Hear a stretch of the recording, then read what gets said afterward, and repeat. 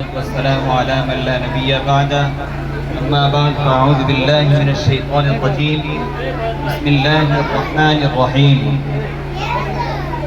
قل هل يستوي الذين يعلمون والذين لا يعلمون.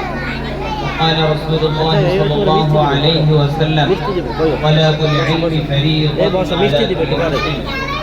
قال النبي صلى الله عليه وسلم من قرأ قرآن واستظهره فحل حلاله وحرم حرامه أدخله الله الجنة وشفعه في 10 من أهل بيته كلهم قد وجبت له النار.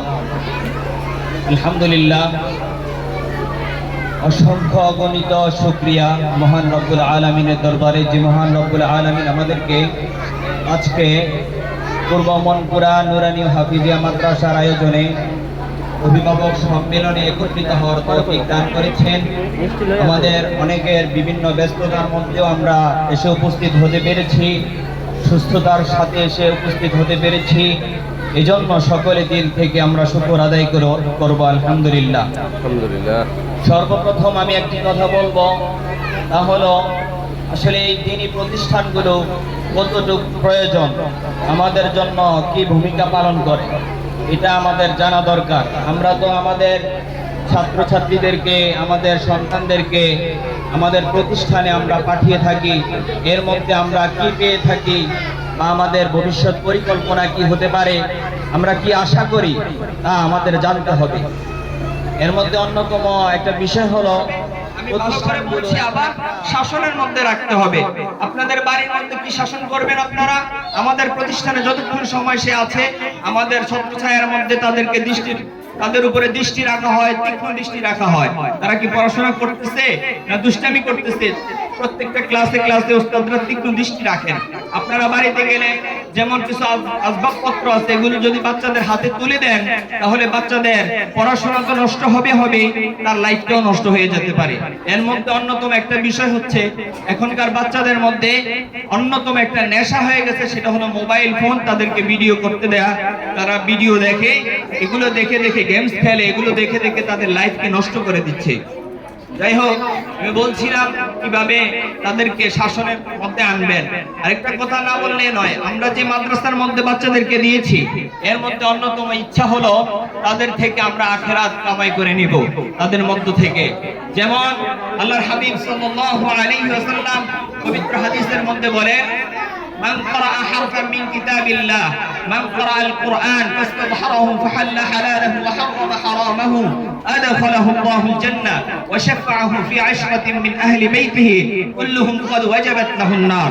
এই হাদিসের মধ্যে আল্লাহর হাবিব সাল্লাল্লাহু আলাইহি ওয়াসাল্লাম বলতেছেন যে কোন একটা ছেলে, কোন একটা সন্তান, কোন একটা মেয়ে যদি কোরআনের হাফেজা হয়, কোরআনের সংরক্ষণকারী হয়, আর এই মেয়েটা কাল কিয়ামতের ময়দানে তার ফ্যামিলির মধ্যে, তার গোষ্ঠীর মধ্যে, তার আহলের মধ্যে এমন 10 জন ব্যক্তিকে সেই ব্যক্তি সুপারিশ করে, সেই হাফেজ কোরআন, সেই কোরআন পড়নেওয়ালা সুপারিশ করে জাহান্নামী, যাদের জন্য জাহান্নাম ওয়াজিব হয়ে গেছে, তাদেরকে সুপারিশ করে জান্নাতে নিতে পারবে। সুবহানাল্লাহ।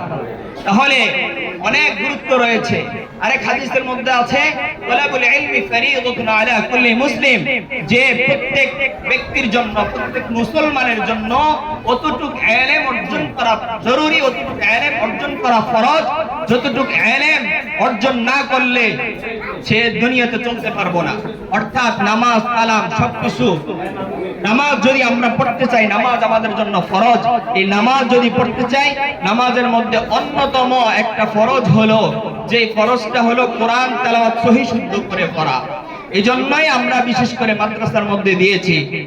আপনারা দেখেছেন চলতেছে রুটিনটা, তাহলে বিকাল টাইম অর্থাৎ দুপুর 2টা থেকে নিয়ে 3:30 পর্যন্ত এই টাইমটাতে বাচ্চাদের যে সমস্ত পড়াশোনাগুলো ক্লাসের মধ্যে হয়েছে, এই পড়াশোনাগুলো যাতে পুঙ্খানুপুঙ্খভাবে আদায় হয়, পরবর্তী ক্লাসে যাতে সেই পড়াশোনাগুলো বুঝিয়ে দিতে পারে, সেই প্রশিক্ষণ দিয়ে, সেই রিভিশন দিয়ে তার থেকে পড়াশোনাগুলো সম্পূর্ণ বুঝে আমরা তাদেরকে ছাড়ি।